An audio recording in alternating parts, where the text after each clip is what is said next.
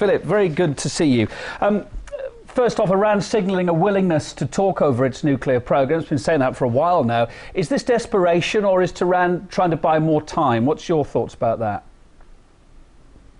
Well, I rather suspect that in this case it's Iran trying to buy more time. I think Iran understands that essentially it's a non-starter to make these kinds of proposals. The Western powers basically have gone into the negotiations, insofar as there are negotiations, with a preconception that Iran is engaged in a secret program to develop a nuclear weapon.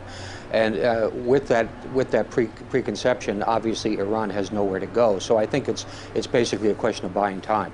The US and the EU advocating an embargo on Iranian oil, as just mentioned there, but they consume at the end of the day barely any of it themselves, just a small percentage. So which countries will feel the squeeze if the ban comes into force?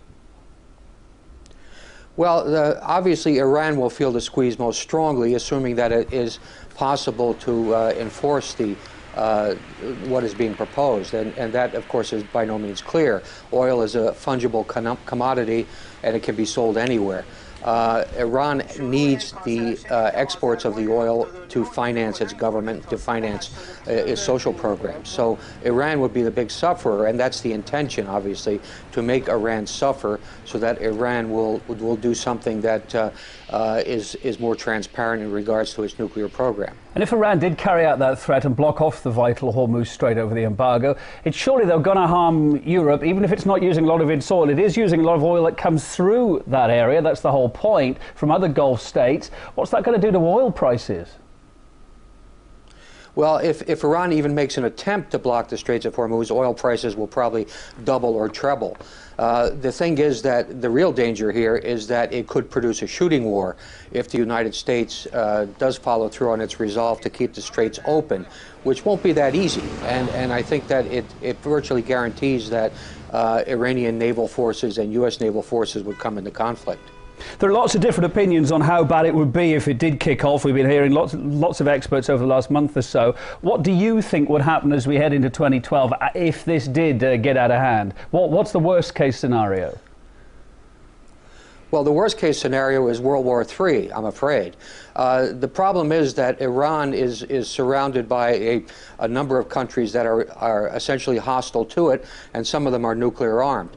And this is a perfect cauldron for starting something with a very minor, relatively minor incident that escalates and escalates and escalates and winds up as a major war. I started this interview by saying, you know, I was sort of wondering whether Iran was buying time. You thought it was buying time. The crucial question is buying time for what?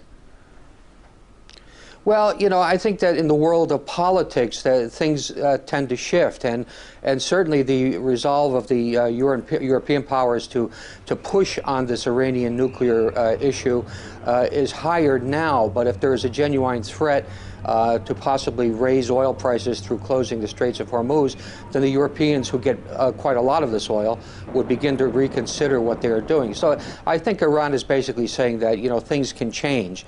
And while there's a high level of belligerency right now, if we buy time, possibly that will change.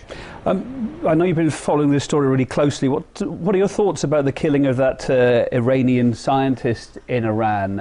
It's just the latest killing. Tehran is, of course, blaming Israel and the US. Do you think a covert war is being waged there behind the scenes?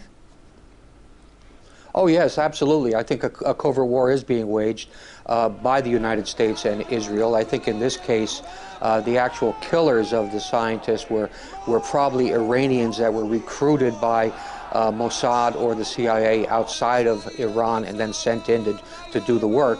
And I believe that the intelligence used to locate this man and to target him probably came from the United States, and probably it was intelligence that was shared with Israel. Philip Giraldi, thanks ever so much for being on the programme, joining us live there from Washington, D.C. Thank you.